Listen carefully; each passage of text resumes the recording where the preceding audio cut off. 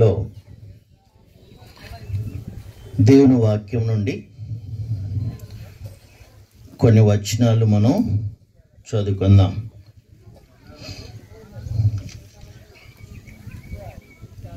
కీర్తనలు 127వ అధ్యాయము 3వ వచనం అందరం కలిసి చదువుకుందాం. కుమారులు యెహోవా అనుగ్రహించు స్వాస్థ్యము, గర్భఫలము ఆయనిచ్చు బహుమానమే. అదేవిధంగా కీర్తనలు 103వ అధ్యాయము మొదటి 2 వచనాలు మనం కలిసి చదువుకుందాం.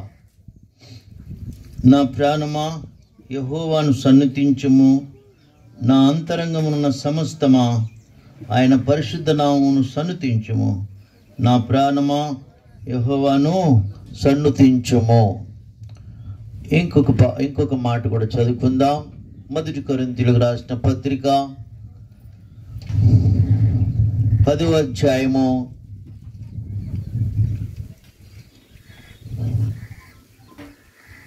31వ వచనం మనందరం కలిసి చదువుకుందాం.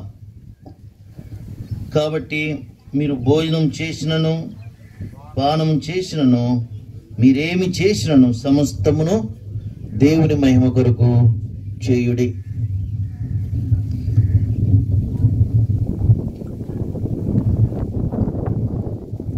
అశోక్ ఆయన చిన్నప్పటి నుంచి మా మధ్యలో ఉండేవాడు. ఈసీఎల్ ప్రాంతంలో అశోక్ నగర్ అనే ఆ ప్రాంతంలో ఉండేవాడు. అతను అక్కడ రక్షించబడ్డాడు. తర్వాత దేవుని కృపను బట్టి ఆయా విధమైన అనుభవాల గుండా తను తీసుకుని వెళ్ళాడు. ప్రభు కృపను బట్టి హెప్సిబాతో వివాహం జరిగింది. వాళ్ళు సేవ చేస్తున్నారు. మోహినాబాద్ ప్రాంతంలో ఇప్పుడు సేవ చేస్తున్నారు. ప్రభు వారికి ఇచ్చిన కుమారుని కొరకు మనం కృతజ్ఞతలు చెల్లించవలెను. కీర్తన 127వ అధ్యాయము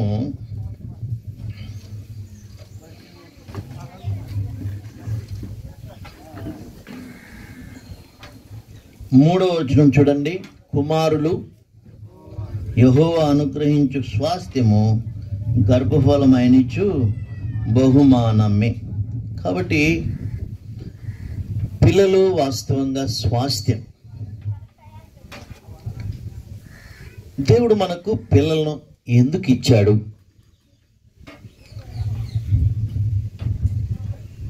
మన పిల్లల ద్వారా దేవునికి మహిమ రావాలి.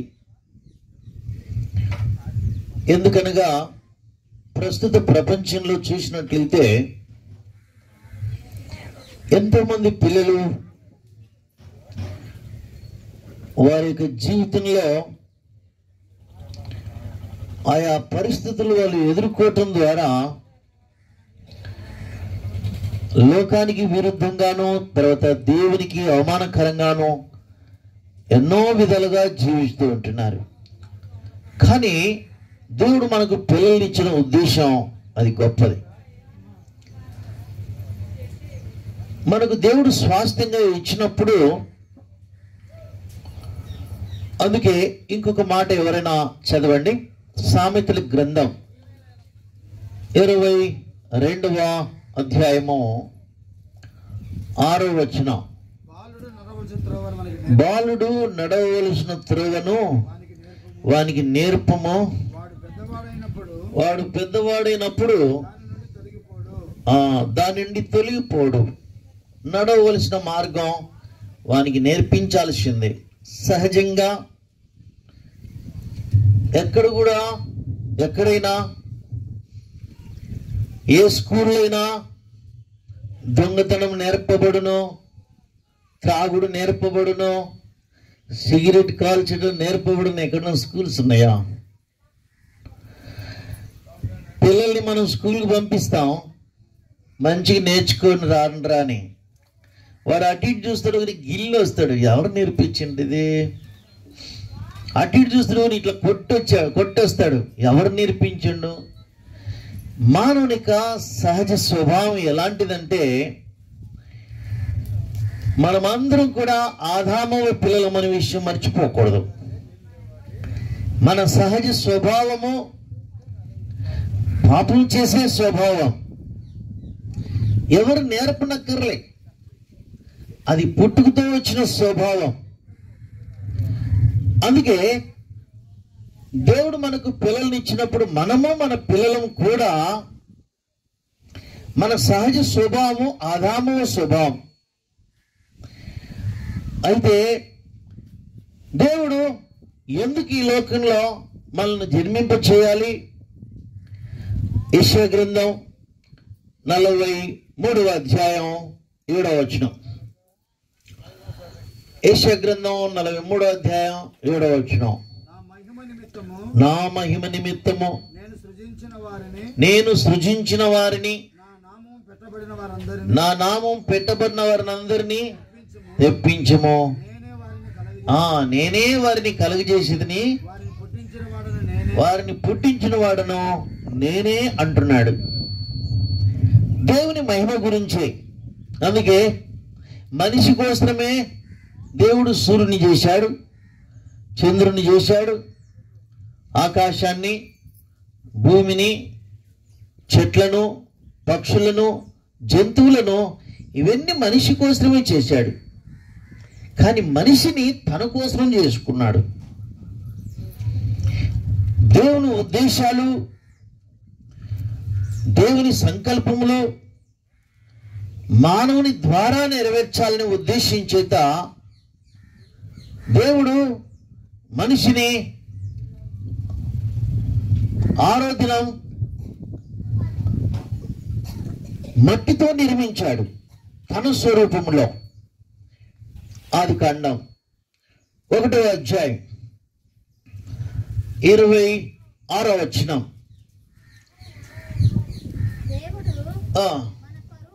మన స్వరూపమందు మన పోలిక చొప్పున నరులను చేయదము. సముద్రపు చేపలను, ఆకాశ పక్షులను, పశువులను, సమస్త భూమిని, భూమి మీద ప్రాకు ప్రతి జంతువును ఏలుదురుగా కానీ పలికాడు. మన స్వరూపం మన పోలిక చొప్పున, దేవుని స్వరూపములో దేవుని పోలిక చొప్పున మనిషి నిర్మించాడు. అందుకే మనిషి ఆత్మ, ప్రాణ, దేహముగా నిర్మించబడ్డాడు. పక్షులన్నింటినీ కలుగునుగా అన్నాడు, చెట్లను కలుగునుగా అన్నాడు, జంతువులను కలుగునుగా అన్నాడు. మనిషిని కలుగునుగా అనలేదే. మనిషి ఒక ప్రత్యేకమైన సృష్టి. ఆదికాండం 2వ అధ్యాయం 7వ వచనం. నేల మట్టితో నరుని నిర్మించి వారి నాసిక రంధ్రములలో జీవవాయువును ఊదగా నరుడు జీవాత్మయునుడు, ఆత్మ, ప్రాణ, దేహం కలిగిన వ్యక్తిగా ఉన్నాడు మానవుడు. మానవునిలో, మానవుని ద్వారా తను తాను ప్రత్యక్షపరుచుకోవాలని అదృశ్యమైన దేవునికి ఉన్న కోరిక. అందుకే మానవుని ద్వారా దేవుని యొక్క ఉద్దేశములు బయలుపరచుట కొరకు దేవుడు ఏమన్నాడో చూద్దాం. 2వ అధ్యాయం ఆదికాండం 2వ అధ్యాయం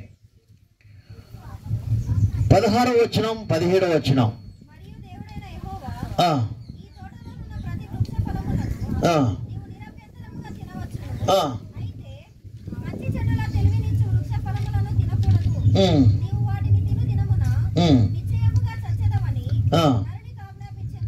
జీవము మరణము అనేది మనిషి ఎదుట పెట్టాడు దేవుడు. ఈ చెట్టును తింటే మరణం, ఈ చెట్టును తింటే జీవం. అందుకే అక్కడ చదవద్దులేండి, ఆదికాండం 2:9 జీవ వృక్షం అని చెప్పబడింది. మానవుడు ఆ మంచి చెడుల తెలివి నుంచి వృక్ష ఫలం తినకుండా ఆ జీవ వృక్ష ఫలం ఎప్పుడు మరి ఒకవేళ తిని ఉంటే దేవుణ్ణి ప్రత్యక్షపరిచేవాడు, దేవునికి గుణాలను ప్రత్యక్షపరిచేవాడు. కానీ మానవుడు మంచి చెడ్డల తెలివి నుంచి వృక్ష ఫలం తినటం ద్వారా తనలోనికి పాపం ప్రవేశించింది. తర్వాత ఆ యొక్క మరణం సంభవించింది. అనగా సాతాను యొక్క సుగుణాలు మనిషికి వచ్చేసాయి. వాళ్ళిద్దరికే మనం అందరం పుట్టాం. అపోస్తలుల కార్యం 17వ అధ్యాయం 26వ వచనం. అపోస్తలుల కార్యం 17వ అధ్యాయం. ఈ యావత్ భూమి మీద కాపురం ఉండుటకు ఆయన ఒకే ఒక మనిషి నుండి ప్రతి జాతి మనుషులను సృష్టించి చాలండి. ఒకే ఒక మనిషి ఆదాం. మనం అందరం ఆదాము పిల్లలమే. ఈ ఊరి పేరు శకునాల. అంటే శకునాలు ఎక్కువ చూస్తాను. శకునాల ఉన్న మనుషులు, రాయలసీమలో ఉన్న మనుషులు, తెలంగాణలో ఉన్న మనుషులు, ఆంధ్రప్రదేశ్, భారతదేశం, ప్రపంచం ఉంటున్న మనుషులందరూ కూడా ఆదాము పిల్లలమే. మనందరికి ఒకటే ముక్కు, మనందరికి 2 కళ్ళు, 2 చెవులు. ఏమండి, రాయలసీమలకి 2 ముక్కులు ఉన్నాయా? తెలంగాణలో 3 ముక్కులు ఉన్నాయా? లేదు. తర్వాత ఏ కులంలో పుట్టినా, ఏ మతంలో పుట్టినా అందరికి ఒకటే ముక్కు ఉంది. అందుకే ఈ బైబిల్ చదవటం ద్వారానే మనకు ఇవన్నీ తెలుస్తాయి. బైబిల్ చదవకపోతే ఇవన్నీ విషయం మనకు తెలియదు. దేశాల వారుగా, రాష్ట్రాల వారుగా, మతాల వారుగా, కులాల వారుగా మనుషులు ఎక్కువ ప్రేమిస్తూ ఉంటారు. కానీ మనం అందరం ఒకే ఒక పిల్లలు, ఆదాము పిల్లలం. యాప విత్తనం భూమిలో వేస్తే ఏం చెట్టు వస్తుంది? యాప చెట్టే. యాప చెట్టుకి ఏం కాయలు? యాపకాయలే. ఇవి పాకిస్తాన్లో వేసినా, చైనాలో వేసినా, రష్యాలో వేసినా అవే, వేరే చెట్లేం రావు. అదేవిధంగా మనమందరం కూడా ఆదాము పిల్లలం. పుట్టుకతోనే జన్మకర్మ పాపాత్మలం. ఆదాములు దేవుని దూరం అయిపోయారు. వాళ్ళ పిల్లలమైన మనమందరం దేవుడు కనపడలే. అది ఇప్పుడు ప్రశ్న. అందుకే లోకమంతా దేవుని గురించి అన్వేషణ చేస్తా ఉన్నారు. అన్వేషణ, ఎక్కడ దేవుడు, ఎక్కడ దేవుడు, ఎక్కడ దేవుడు, ఎక్కడ దేవుడు. కానీ దేవుడు కనపడటంలే. అన్వేషణ ఎక్కువైంది కానీ కనపడటంలే. దేవుని స్తోత్రం. మనం యేసు అనే వ్యక్తిలో దేవుని మనం చూడగలం. ఇక్కడ కొద్దిగా చాలా మంది దేవుని నమ్ముకున్న వాళ్ళు ఉన్నారు. నిజ దేవుని మనం తెలుసుకున్నాం. నేను కూడా 1985వ సంవత్సరం పూర్వం నంద్యాల దగ్గర ఒక చిన్న గ్రామం ఊడుమాల్పురం మా ఊరు. మా ఊర్లో కానీ, మా ఇంట్లో కానీ, మా కులంలో కానీ ఎవరు క్రిస్టియన్స్ కారు, యేసుప్రభువుని తెలుసుకోలేదు, తెలియదు. మా ఊర్లో ఒక దేవాలయంలో 5వ రోజు చదువుకున్నా. 5 తర్వాత 6వ తరగతికి మా వాళ్ళు ఏం చేశారంటే నంద్యాల హెచ్పి హై స్కూల్లో చేర్పించారు. అక్కడ చదువుతున్న సందర్భంలో 1983 మాకు పంచరత్న సార్ అని ఒక ఆయన ఉండి సైన్స్కి వచ్చేసాడు. ఆయన ఏమన్నాడంటే, మీకు ఒక బుక్ ఇస్తే చదువుతారా అన్నాడు. ఆ బుక్ పేరు యేసు కథ. యేసు చిన్న బుక్, యేసు కథ. యేసు కథ నాకు ఎప్పుడు తెలియదు. కాబట్టి మన కథలు ఎవరు తెలుసు? ఇప్పుడు అశోక్ కథ వాళ్ళ భార్యకి తెలుస్తుంది. ఇప్పుడు నా కథ నా కుటుంబానికి తెలుస్తుంది కదా. యేసు కథ నాకు ఎప్పుడు తెలియదు.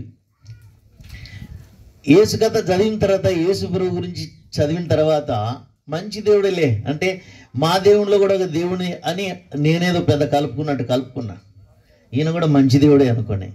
కానీ ఆ రోజు నుంచి నాలో ఒక పోరాటం మొదలైంది. నాకు తెలియదు ఆ వయసులో ఇన్ని ప్రశ్నలు ఉన్నాయని తెలియదు. ఒకటి, దేవుడు ఉన్నాడా లేదా డౌట్స్ ఎక్కువైపోయినాయి. 2, ఉంటే అసలు దేవుళ్ళు ఎంతమంది? 3, అంతమందిలో పెద్ద దేవుడు ఎవరు? ఆ పెద్ద దేవుని గురించి తెలుసుకున్న సరిపోదు, ఈ పిల్ల దేవుళ్ళు ఎందుకు అనుకున్నా. అందుకే ఈ విషయం ఎవరు చెప్తారా అనుకొని మా ఊర్లో మా పూజారి దగ్గరికి వెళ్ళాను. స్వామి, అందరికంటే పెద్ద దేవుడు ఎవరో చెప్పంటే ఆయన కూడా డౌట్ వచ్చినాయి. మనిషి అంతే అనుమానాలే, సందేహాలే, ఎందుకంటే కనపడలే కదా దేవుడు. ఇక పాస్టర్ గారని పరిచయం చేయొచ్చు, లేకపోతే అన్న కూడా వచ్చిన వెంటనే బాబన్న గారు కనపడ్డారు, ఎంత సంతోషం కదా. అట్లా దేవుడు పరిచయం చేయగా ఇక దేవుడు అని అట్లా చూపించవచ్చు, మనకు కనపడలేదు కదా. అంతమందిలో పెద్ద దేవుడు ఎవరంటే పాప ఆయన కూడా ప్రశ్నలు వచ్చినాయి. మా బ్రాహ్మణ పూజారికి ఆయన కూడా అనుమానాలు వచ్చినాయి. కానీ ఏంట్రా నువ్వు ఎందుకు ఇట్లాంటి ప్రశ్నలకి వచ్చినాయని ఆయనకు కూడా అర్థం కాలే పాపం. ఒక జాలితో బాధతో చూస్తున్నాడు నా విషయంలో. ఆ తర్వాత ఒకే ఒక విషయం యేసు ప్రభు దగ్గర నన్ను నడిపించింది. ఏంటంటే మనిషి మరణించిన తర్వాత మళ్ళీ జీవితం ఉందా?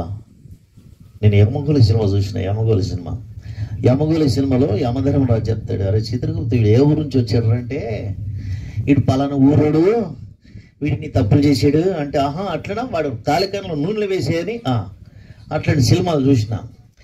కానీ చనిపోయిన తర్వాత పరలోక నరకం ఉందంటావా? ఏమో ఎవడు చూసి వచ్చిందా ఏమండి? పరలోకంలో నేను 10 రోజులు ఉండి వచ్చినా ఏం సంతోషం అన్నాడు ఇంతవరకు మనకు కనపడలేదు. మీకు కనపడంటే చెప్పండి. ఏమండి నరకం బా ఏం కాలుడు 10 రోజులు కాలి వచ్చినండి అని ఇంతవరకు మనకే ఎవరు అనుభవించిన వాళ్ళు మనకు కనబడలేదు. ఏమో పరలోకం ఉందో నరకం ఉందో నాకు తెలియదు, కానీ నాకు అనిపించింది పరలోకం ఉన్న ఒకటి లేకపోయినా ఒకటి. కానీ నరకం అనేది ఒక వీలు ఉంటే అందులో పడిపోతానని భయం వేసింది. యమగోళ సినిమా చూసినప్పుడు భయం లేదు, కానీ బైబిల్ చదువుతున్నప్పుడు భయం వేసింది. ప్రకటన 21వ అధ్యాయం, ప్రకటన 21వ అధ్యాయం 8వ వచనం. అవిశ్వాసులను, నరహంతకులను, వ్యభిచారులను, మాంత్రికులను, విగ్రహారాధికులను, అబద్ధికులందరూ అగ్నిగంధముతో మండు గుండములో పాల్పొందుతారు. ఇది 2వ మరణం. వాయమ్మ, అగ్ని గుండమంట, అందులో పడతామంట. ఎప్పుడు ఇంకా సావుండదు, ఎప్పుడు కాలుతూనే ఉండాలి. నరకం అనేది ఉంటే అందులో పడిపోతుందని భయం వేసింది. అందుకు నరకం తప్పించే దేవుడు ఏ దేవుడు అయితే ఏమన్నా అనుకోని చెప్పి నేను ఇంకా ప్రార్థన చేయడం మొదలుపెట్టాను. యేసు దేవుడా, నేను చచ్చిపోతే నాకు నరకం వద్దు, నాకు పరలోకం కావాలి. పరలోకంలో ఏముంది? ప్రకటన గ్రంథం 7వ అధ్యాయం 16వ వచనం. ఈ లోకంలో ఉన్నప్పుడే ఆ లోకం గురించిన విషయాలు మనం తెలుసుకోవడం ఎంత మంచిది. అదే మన పిల్లలకు కూడా మనం నేర్పిస్తాం, సమాజానికి నేర్పిస్తాం, ప్రపంచానికి నేర్పిస్తాం. అదే మనకు తెలియకపోతే ప్రపంచానికి మనం చెప్పలేము. ఏమేమో చెప్తుంటాం. చదవండి. దేవుని స్తోత్రం. పరలోకంలో ఆకలి లేదు, తప్పిక లేదు, సూర్యుని ఎండలేదు, వడగాలి లేదు. ఇంకా ప్రకటన 21వ అధ్యాయం 4వ వచనం చూడండి.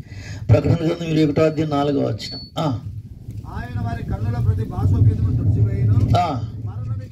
ఏముండదండి? మరణం. ఇప్పుడు రేపు ఏమవుతుందో తెలియదు. హైదరాబాద్ నుంచి వచ్చినాం ఇక్కడికి, మళ్ళీ గ్యారెంటీ ఏమైనా ఉందా అని. గ్యారెంటీ అన్నిటికీ గ్యారెంటీ ఉంది, కానీ మనకి చావుకి గ్యారెంటీ లేదు. నేను ఇక్కడే 1000 సంవత్సరాలు బతుకుతాను, గ్యారెంటీ ఏం లేదు. అందుకే మరణం ఎప్పుడుతో తెలియదు. మరణము లేదు పరలోకంలో. దుఃఖము లేదు, ఏడుపు లేదు, వేదన లేదు. ఎప్పుడు సంతోషం. అక్కడికి వెళ్ళాలంటే అన్ని మతాలు చెప్పేటి ఒకటే, పవిత్రంగా ఉండు, పరిశుద్ధంగా ఉండు అని చెప్పేది అదే. పరిశుద్ధంగా ఉండు, పవిత్రంగా ఉండు, కొట్లాడవద్దు, పెద్దల్ని గౌరవించవలెను, తల్లిదండ్రులకు విధేయత చూపించవలసి అన్ని చెప్పేటి బోధలు అవే. కానీ ఎట్లా నా స్వభావం ఇట్లా ఉండొద్దు, కానీ నేను ఉంటున్నానే, కాబట్టి నేను పరలోకానికి వెళ్ళే అర్హత నాకున్నదా? అందుకే ఒక ఆయన అన్నాడు, ఇద్దరు భక్తులు ఒక ఆయన గురించి చూడండి. కీర్తన 51వ అధ్యాయం 5వ వచనం చదవండి. కీర్తన 51వ అధ్యాయం 5వ వచనం. నేను పాపములో పుట్టినవాడను, పాపములోని నా తల్లి నన్ను గర్భమును ధరించింది. నేను పాపాత్ముడను, పాపములో పుట్టాను. ఇంకొక ఆయన ఏమన్నాడు చూడండి, రోమిలకు రాసిన పత్రిక 7వ అధ్యాయం 24వ వచనం. రోమిలకు రాసిన పత్రిక 7వ అధ్యాయం 24వ వచనం.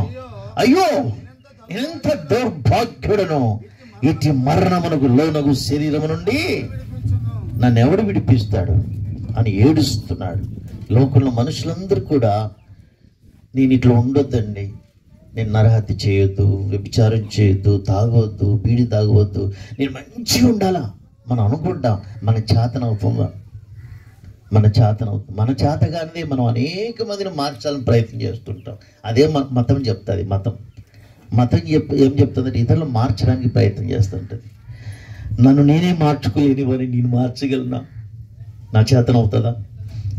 అందుకే ప్రేమిన వాళ్ళరా, మన స్వభావాన్ని మనము మార్చుకోలేము. యాప చెట్టు మీద 10 మూటలు చక్కెర వేస్తే తీయగా అవుతుందా? తీయకారు. మన పేర్లు మార్చుకుంటే, అందుకే నాకు 2 పేర్లండి. మా అమ్మ నాన్న పెట్టిన పేరు శ్రీనివాసులు. మాకు దైవసేవకుడు చర్చిల్ గారు, మాకు 1987 ఏప్రిల్ 19 చర్చిల్ గారు బాప్తిసం తీసుకుని వెంటనే పేరు మార్చి హగ్గై. ఇదే శరీరానికి 2 పేర్లు. శరీరం 2 పేర్లు. ఏ పేర్లు పెట్టినా మన పేరు ఏం పేరు తెలుసా? మనం అందరం ఆదాము పిల్లలం. ఆదాము పిల్లలందరూ బైబిల్ చెప్తుంది పాపాత్ముడు. ఏ భేదము లేదు, అందరూ పాపం చేసి మన పేరు పాపాత్ముడు. అంతే, పాపాత్ముడు. పేర్లు ఏం పెట్టుకుంటే ఏముంది? ఎన్నన్నా పేర్లు పెట్టుకోండి. సంతోషక్క అని పేరు పెట్టినాకో ఆమె ఎప్పుడు ఏడుస్తూనే ఉంటుంది.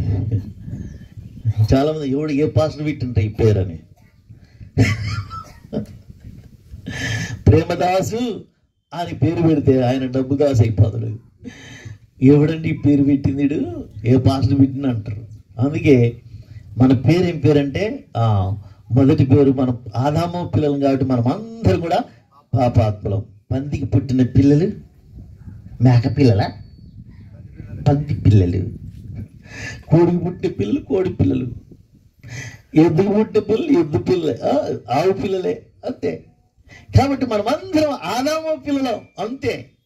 మనమందరం కూడా పాపాత్మలం. పాపాత్మ మనం బైబిల్ చెప్తుంది పాపం వల్ల వచ్చే జీతము మరణం. అయితే దేవుని కృపావరం మన ప్రభువుని యేసుక్రీస్తు యందు నిత్య జీవం. కాబట్టి ప్రేమిన వాళ్ళరా, ఇక్కడ కూర్చున్న నీవు, ఇక్కడ వింటున్న నీవు, 2 లోకాలు ఉన్నాయి. ఇంకో ఒకటి పరలోకం, ఒకటి నరకం. మన పేరు మార్చబడాలి. పాపాత్ముడు అనేటువంటి పేరు మార్చబడితే మనం పుణ్యాత్ములం అవుతాం, నీతిమంతులం అవుతాం. సహజంగా మనం నీతిమంతులం కాదు, పాపాత్మలమే. పాపాత్ముడు మనల్ని నీతిమంతులుగా తీర్చడం కొరకే, మన పేరు మార్చడం కొరకే 2025వ సంవత్సరం పూర్వం ఆయన ఈ లోకానికి వచ్చాడు.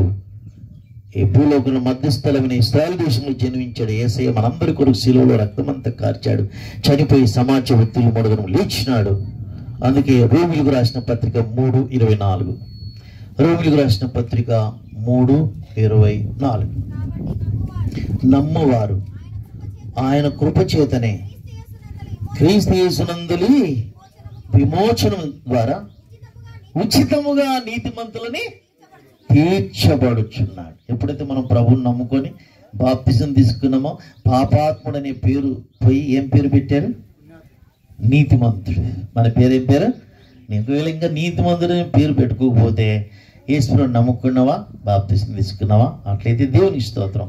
ఇంకా ఒకవేళ తీసుకోకపోతే తప్పనిసరిగా మనం నమ్ముకోవాల్సిందే. నమ్ముకోకపోతే నిత్య నరకం. జ్ఞాపకం చేసుకోవాలి. ఈ తీర్మానం నేను 1985లో నేను తీర్మానం చేసుకున్నా. 87లో బాప్తిసం తీసుకున్నా. నా పేరు మార్చబడింది. పాపాత్మపై నీతిమంతుడు అనే పేరు వచ్చింది. అయితే నీతిమంతులమైన మనం, నీతిమంతులమైన మనం గుర్తుపెట్టుకోవాలి. కుమారులు దేవుడు మనకు ఎందుకు పిల్లల్ని ఇచ్చినాడు? స్వాస్థ్యంగా ఇచ్చాడు. అందుకే యెషయా ఏమంటాడు చూడండి. యెషయా గ్రంథంలో 8వ అధ్యాయంలో ఆయన ఏమంటాడు తను తన పిల్లల గురించి? యెషయా గ్రంథం 8వ అధ్యాయం 18వ వచనం చూడండి. 18వ వచనం, ఇదిగో నేనును మనం కూడా ఈ నా కొడుకు దేవుడు మనకిచ్చిన పిల్లలు గుర్తుపెట్టుకోవాలి. దేవుడు మనకిచ్చిన పిల్లలు గుర్తుపెట్టుకోవాలి. నేనును యెహోవా నాకిచ్చిన పిల్లలను సియోను కొండ మీద నివసించు సైన్యములకు అధిపతి యెహోవా వలన సూచనలుగాను మహత్కరములుగాను ఇశ్రాయేలు మధ్యలో ఉన్నాం. సూచనలుగా మహత్కారులుగా మనము మన పిల్లలు ఉండాలి. అందుకే కీర్తనకారుడు చెప్తాడు, రండి 127వ అధ్యాయం చదివినాం కదా, ఇంకా దాని కింది భాగం కూడా కొన్ని వచనాలు చదువుకొని మనము ముగించుకుందాం. కీర్తన 127వ అధ్యాయము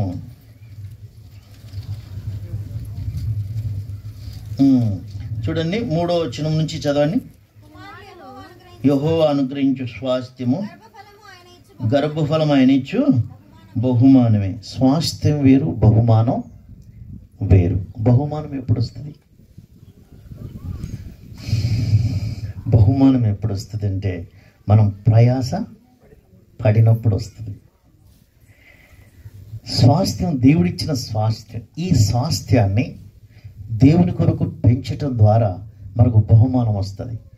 అందుకే నిర్గమకాండం 2వ అధ్యాయంలో ఆ యొక్క మరి మోజెస్ని మరి వాళ్ళ తల్లికి అప్పగిస్తున్నప్పుడు ఏమనిందో చూడండి. ఫరో కుమార్తె నిర్గమకాండం 2వ అధ్యాయంలో 9వ వచనం చూడండి. 9వ వచనం, ఫరో కుమార్తె ఆమెతో ఈ బిడ్డను తీసుకుని వెళ్ళి ఎవరి కోసం పెంచాలా? ఇప్పుడు అర్జునుడికి ఎవరి కోసం పెంచుతాడు? ఇప్పుడంతా ఇంట్లో కూడా పార్టీలు ఉంటాయండి. చర్చిల తర్వాత సంగతి. ఇంట్లో కూడా అమ్మ పార్టీ, నాన్న పార్టీ. మన పిల్లలు మహా మేధావులు. వాళ్ళకి అవసరం వచ్చినప్పుడు ఆ పార్టీలు చేరుతారు, ఈ పార్టీలు చేరుతారు. ఎందుకంటే లాభం కోసం. కాబట్టి ఇక్కడ ఏం చెప్పబడిందంటే చదవన్నా, ఈ బిడ్డను తీసుకొని పోయి నా కొరకు వానికి పాలిచ్చి పెంచుమో, నేను నీకు జీతం ఇస్తాను. ఏమిస్తాను? పాలిచ్చి పెంచాలి. అందుకే పుట్టుక, పిల్లలు, ఎదుగుదల, ఈ 3 చాలా అవసరం.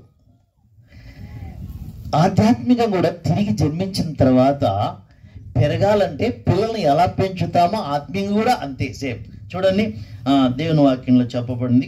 పేతురు రాసిన పత్రిక 2వ అధ్యాయం, 1 పేతురు 2వ అధ్యాయం 3వ వచనం, కొత్తగా అన్న మాటని చదవండి. కొత్తగా జన్మించిన శిశువులను పోలిన వారై నిర్మలమైన వాక్యమును పాలవలన రక్షణ విషయంలో ఎదుగు నిమిత్తం ఆ పాలను అపేక్షించుడి. ఇప్పుడు ఎన్ని రోజులే బాబు పుట్టి? నీకు ఇంకా డౌటా?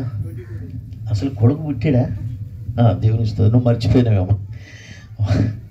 ఒక ఆయన పెళ్ళైన తర్వాత సువార్త పంచుకుంటూ పోయి 3 నెలల తర్వాత గుర్తుకొచ్చా నాకు పెళ్ళైందని.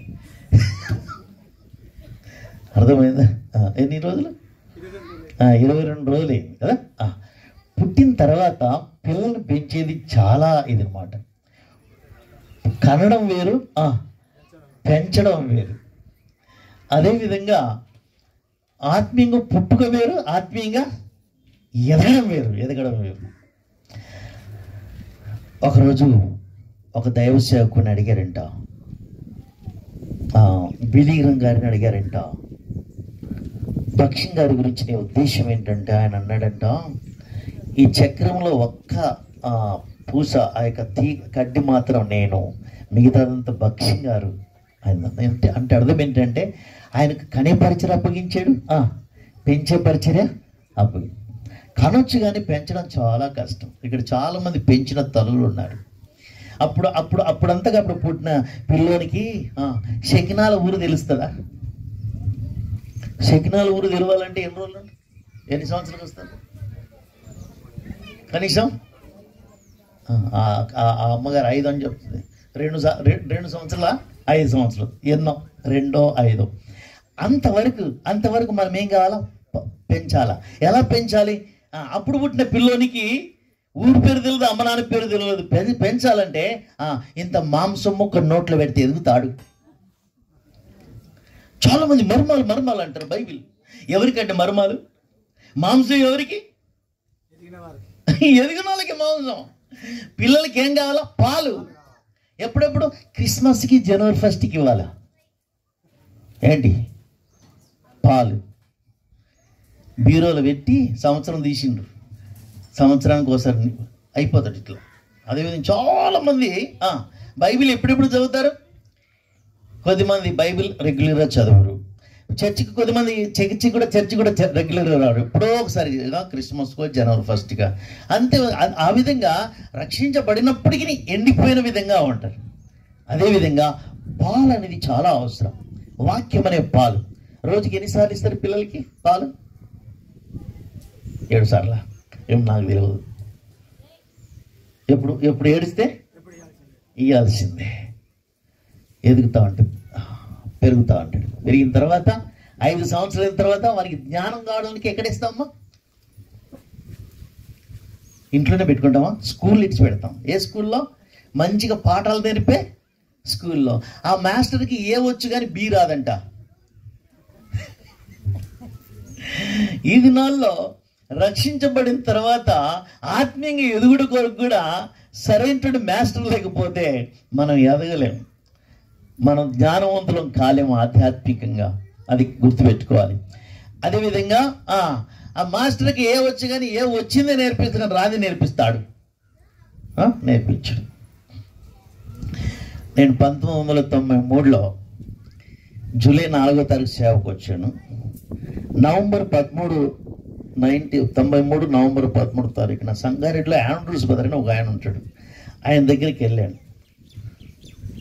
నాకు అప్పుడు 23 సంవత్సరాలు. నేను అనుకున్నా మాకు అప్పటికే మా చర్చిల అంకుల్ పరిచయం పంపించేవాడు 19 సంవత్సరాలకే ఆదివారాల్లో. నేను అనుకున్నా ఆత్మీయంగా నేను డిగ్రీ, ఆండ్రూస్ బ్రదర్ పీహెచ్డీ అనుకున్నా. ఆయన దగ్గర పోయి నిలబడ్డా. ఆయన ఒకటే మాట దెబ్బలు కొట్టేశాడు. ఏంటో తెలుసా? నేను ఏం నేర్చుకుంటున్నా అదే మీకు దిద్దు పెడతా అన్నాడు. ఎవరండి? పిహెచ్డి చదివినాడు. ఏం నేర్చుకుంటున్నాడంట అదే నేర్పిస్తున్నాడంట. మనం ఏం చేస్తాం? 10 ముక్కలు బైబిల్లో చదివినాం అనుకో, మొత్తం వచ్చేస్తా అనుకుంటాం. అదే మనకున్న ప్రేమ. అందుకే మనం నేర్చుకోవడానికి చాలా సమయం కావాలి, ఎదగడానికి చాలా సమయం. పుట్టుక ఒకే రోజే, ఎదుగుదల ఇంకా మాకంటే అశోక్ బాగా ఎదిగినాడు అనుకో. కానీ ఇప్పుడు దేవుని కృపను బట్టి కొంచెం పర్లేదు. కాబట్టి నేనేమన్నానంటే, ప్రియమైన వాళ్ళరా, పుట్టుక వేరు, ఎదుగుదల వేరు. ఎదుగుతా ఉంటే అనేక విషయాలు తెలుస్తాయి. ఎదగకపోతే ఏ విషయాలు మనకు తెలియదు. ప్రపంచం అంటే ఏంటో తెలుస్తుంది, ఇంకా ఏవేవో తెలుస్తాయి. అందుకే పుట్టుక, ఎదుగుదల కొరకు దేవుడు తల్లిదండ్రులు పెట్టాడు. తర్వాత ఇంకా బాగా నేర్పడానికి దేవుడు టీచర్స్ పెట్టాడు. అందుకే ఆత్మీయంగా ఎదగడానికి కూడా 5 వరాలు కలిగిన వ్యక్తుల్ని దేవుడు సంఘానికి ఇచ్చాడు. ఎవరో తెలుసా? ఎఫెసీయులకు రాసిన పత్రిక అతి అద్దులండి, తొందరగా ముగిస్తాను. ఎఫెసీయులకు రాసిన పత్రిక 4వ అధ్యాయం.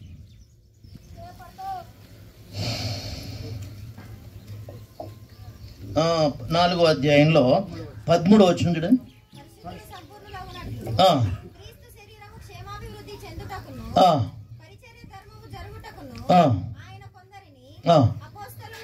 ఎవరండి? అపోస్తలులు, ప్రవక్తలు, సువార్తికులు, కాపర్లు, వీళ్ళ ద్వారా మనం కట్టబడతాం. అందుకే దేవుడు భక్ష్యం గారికి ఇచ్చిన నిజంగా ఎంత గొప్ప దైవజనుడు. మనం ఆయన కలిగి ఉండే ఒక అదృష్టం అనుకోవాలి దేవుడి కృపను బట్టి. కానీ ఇప్పుడు ఏమైపోయిందంటే, ఆత్మీయంగా ఎదగని కారణమును బట్టి ఒకరికొకరు ఓర్చుకోలేని పరిస్థితి ఏర్పడింది. ఆత్మీయంగా ఎదగకపోతే నువ్వు కొత్తగా బట్టలు నిన్ను కట్టుకున్నాను అందరికి చూపించుకోవడమే. అర్థమైంది? కొంచెం ఏదైనా మెరుగు కనపడితే చాలు. కానీ ఎందుకు ఈ దినాలు ఇంత గోల అంటే, ఆత్మీయంగా ఎదగని అంతే. వాళ్ళ రక్షణ లేదు అని మనం చెప్పకూడదు. ఆత్మీయంగా ఎదగని కారణమును బట్టి ఒకరికంటే ఒకరు యోగ్యులని మనం ఏం చేసుకోవట్లే, ఎంచుకోవడంలే. కారణం ఎదగకనే అంతే. ఏజ్తో నిమిత్తం లేదు, ఆత్మీయంగా ఎదగడం వేరు. అదేవిధంగా ప్రియమైన వాళ్ళ దేవుడు మనకి పిల్లల్ని ఇచ్చినాడు. ఇచ్చిన తర్వాత మనకు బాధ్యత కూడా ఉన్నది, గుర్తుపెట్టుకోవాలి. అందుకే మా పిల్లలు మా మా పిల్లలు మాకు ఇవ్వకముందే మేము ప్రార్థన చేశాం, ప్రభువా ప్రపంచవ్యాప్తంగా తెలుగు, ఇంగ్లీష్, హిందీ ధారాళంగా మాట్లాడి ప్రపంచానికి యేసుని చూపిస్తే చాలు. నేను ఎక్కడో పుట్టాను, నన్ను ఇక్కడ తీసుకొచ్చాడు, సేవలో వాడుకుంటున్నాడు, కానీ నా పిల్లలు నీకు అవసరం. అందుకే మన పిల్లలు దేవుని మహిమ గురించి మనం జీవించాలి. అందుకే ఒక తండ్రి ఒక్కున్న ఆశ ఏంటో చూద్దాం. ఒక తండ్రికి ఉన్న ఆశ చూడండి, యోహాన్ రాసిన పత్రిక. ఒక తండ్రికి ఉన్న ఆశ, కోరిక, యోహాను రాసిన 3వ పత్రిక 4వ వచనం చూడండి. 4వ వచనం,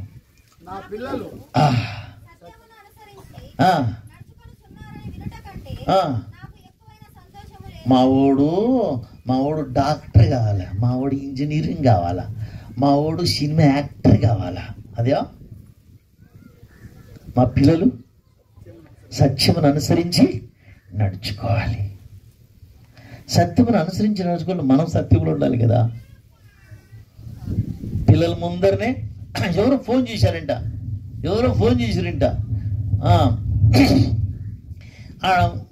వాడు ఎత్తుకున్నాడు, పిల్లగాడు ఎత్తుకున్నాడంట ఫోన్ ఎత్తుకున్నా అంటే మీ డాడీ ఉన్నాడు అంటే పక్కనే, అరే లేడని చెప్పరా, ఏం చెప్పరా, లేడని చెప్పడా అంటే వాడు చిన్నప్పటి నుంచి ఏం నేర్చుకున్నాడు? అబద్ధాలు. మా నాన్న పేరు భగవంతుడు, అంటే నిజంగా భగవంతుడి పేరే. నేను యేసును నమ్మనప్పుడు మా నాన్న ఏం చేసేవాడు తెలుసా?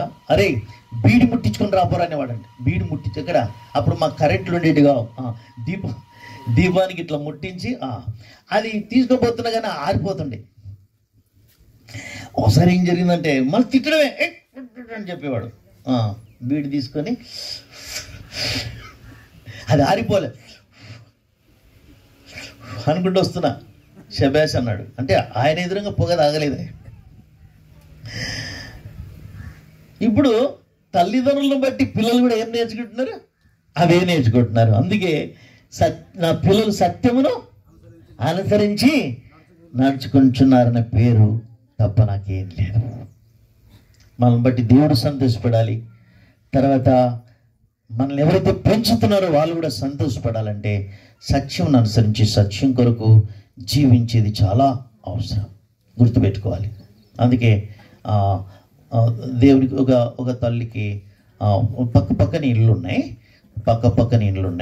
ఆమె కొడుకు పుట్టాడు, ఈడు కొడుకు పుట్టాడు.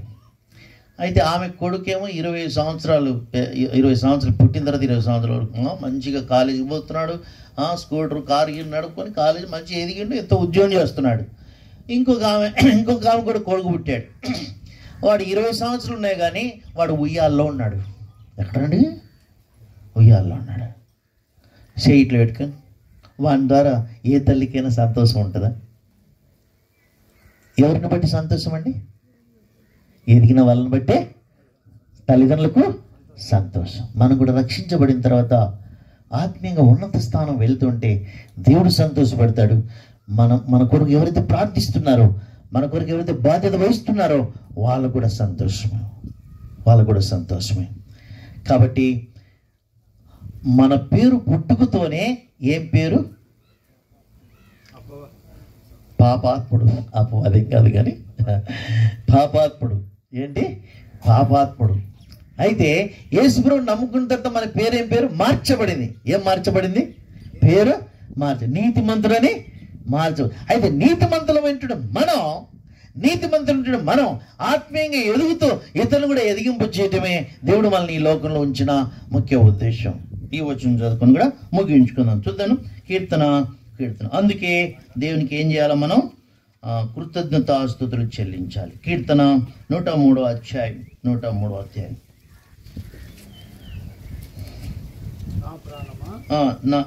అందరం చదువుకుందాం. మొదటి 2 వచనాలు కదా, అందరం కలిసి చదువుకుందాం. నా ప్రాణమా యెహోవాను సన్నిధించుము, నా అంతరంగమున సమస్తమా ఆయన పరిశుద్ధ నామమును సన్నిధించుము. నా ప్రాణమ యెహోవాను సన్నిధించుము. ఆయన చేసిన ఉపకారములలో నిజంగా మనం కృతజ్ఞులమై జీవించాలి. మానవుని జీవితంలో దేవుడు మన కొరకు మన పుట్టినప్పటి నుంచి ఇప్పటి వరకు కూడా ఎన్ని మేలు చేసినాడో ఒక డైరీ మెయింటైన్ చేస్తే దేవుడికి కృతజ్ఞతాస్తులు చెల్లిస్తాం.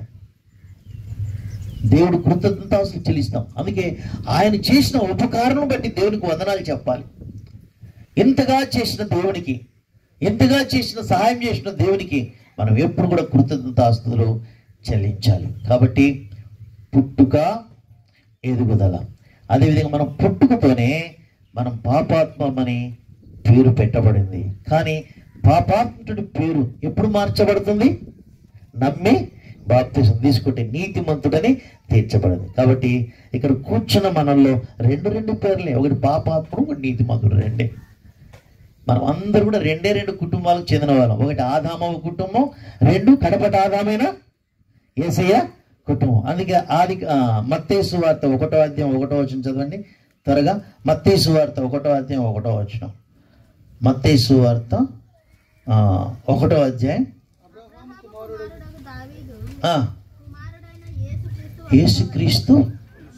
యేసుక్రీస్తు వంశావళిలో ఎవరెవరున్నారో ఆ జాబితాలు అన్నీ ఉన్నాయి. ఇక్కడ కూడా చాలా మంది యేసుక్రీస్తు వంశావళిలో ఉన్నట్టుగానే నాకు కూడా అనిపిస్తూ ఉంది. ఒకవేళ పొరపాటున నువ్వు యేసుక్రీస్తు ప్రభు యొక్క వంశావళిలో చేర్చబడకపోతే ఈ రోజే యేసు ప్రభుని విశ్వసించు, బాప్తిసం కోరి తీర్మానం చేసుకో. నీ పేరు ఎక్కడ ఆదామ వంశంలో నుండి క్రీస్తు యేసు యొక్క వంశంలో చేర్చబడుతుంది. ప్రపంచంలో మనుషులందరూ ఆదామ వంశావళే. కానీ మనుషులు దేశాలుగా, రాష్ట్రాలుగా, ప్రపంచంలో భయంకరమైనటువంటి యుద్ధాలు, వ్యాధులు ఏవేవో జరుగుతున్నాయి.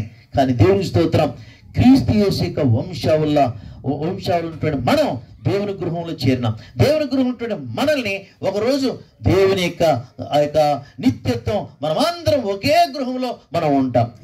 ఇక్కడైతే మనం కొన్ని పనులను బట్టి మనం దూరంగా ఉన్నాం. కానీ మనం ప్రభుని బట్టి అక్కడ ఒకటే కుటుంబం. అది యేసుక్రీస్తు ప్రభు యొక్క కుటుంబం. ఆ కుటుంబంలో ఉన్న నువ్వు మనం చాలా ధన్యులం. రెండోదిగా ప్రేమ, మన బాధ్యత మనం చేయాలి. దేవుడు మనకి ఏదైతే ఈ భూలోకంలో దేవుడు ఏ స్థానం ఇచ్చినాడో, ఏ వరం ఇచ్చాడో, ఏ తలాంతులు ఇచ్చినాడో, దేవుడికి నమ్మకం ఉంటే మనకు బహుమానం ఉంటుంది. దేవుడిచ్చిన స్వాస్థ్యాన్ని మనం దేవుడి కొరకు చేయటం ద్వారా దేవుడు ఏమిస్తాడండి? బహుమానం ఇస్తాడు. రక్షించబడిన నీకు నేను బహుమానాలు కావాలంటే అది కూడా చెప్పాలనిపిస్తుంది. ఒక రెండు నిమిషాల్లో నేను అయిపోయి 3 వచనాలు చూపిస్తాను. రక్షించబడిన ప్రతి దేవుని బిడ్డ దేవుని కోసం పనిచేయాల్సిందే. చాలామంది ఏమంటారంటే ఒక సేవకులు మాత్రమే సేవ చేయాలంటే ఎక్కడుంది? బైబిల్లో రాయబడింది. చాలామందికి వాక్య గ్రహింపు లేదు. రక్షించబడిన ప్రతి దేవుని బిడ్డ 3 విధాలుగా సేవ చేయటం ద్వారా మనకు బహుమానం సంపాదించుకుంటాం. ఒకటి లూకా సువార్త, త్వరగా చదవండి అయిపోవడం. లూకా సువార్త 2వ అధ్యాయం 37వ వచనం 2వ లైన్ నుంచి చదవండి. 2వ లైన్ నుంచి 2:37 2వ లైన్ నుంచి చదవండి.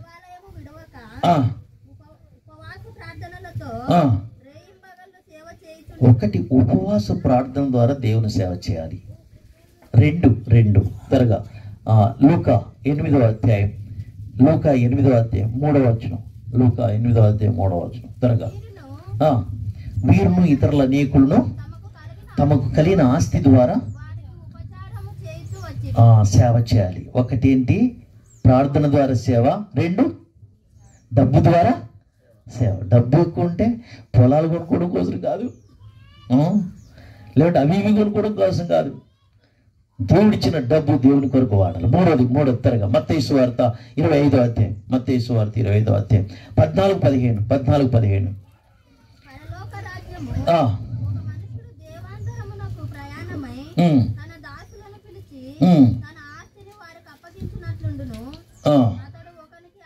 ఒకనికి 5 తలాంతులు, ఒకనికి 2, ఒకనికి 1. తలాంతులు వరాల ద్వారా కూడా దేవుని సేవ చేయాలి. 3 విధాలుగా సేవ చేయాలి. ఒకటేంటి?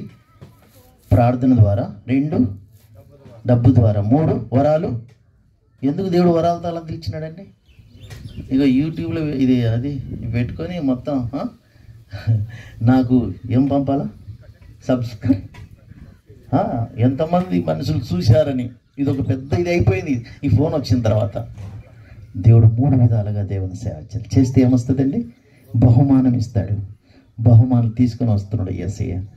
అది కూడా చదవండి. ప్రకటన గ్రంథం 22వ అధ్యాయం ప్రకటన 22వ అధ్యాయం 12వ వచనం. ఇదిగో నేను త్వరగా వచ్చుచున్నాను, వాని క్రియలు చొప్పున ప్రతి వానికి ఇచ్చుటకు నేను సిద్ధపరిచిన జీతం నా యుద్ధ ఉండదు. అందుకే ఈ దినాల విమర్శనాత్మకమైన దృష్టి పోయి సేవా దృక్పథం మనం కలిగి ఉండాలి.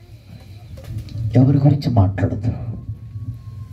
నీ గురించి దేవుడు లెక్క అడుగుతాడు, నా గురించి దేవుడు లెక్క అడుగుతాడు.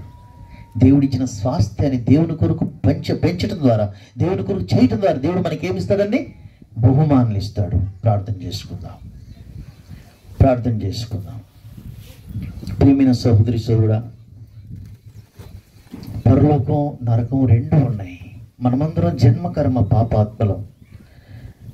మనం పుట్టుకతోనే మన పేరు పాపాత్ముడు తప్పనిసరిగా నరకానికి వెళ్తాడు. కానీ నువ్వు నరకానికి వెళ్ళడం దేవునికి ఇష్టం లేదు. అందుకే యేసయ్య నీకోసం ఈ శిలువలో రక్తం అంతా కార్చాడు, చనిపోయాడు, సమాధి చేయబడి తిరిగి లేచినాడు. నమ్మినావా? బాప్తిజం తీసుకున్నావా? అట్లయితే దేవుని స్తోత్రం, నీ పేరు మార్చబడింది నీతిమంతుడు అని. రక్షించబడిన నిన్ను మనం దేవుని పిల్లలు మనం దేవుని కోసం ఎదగాలి.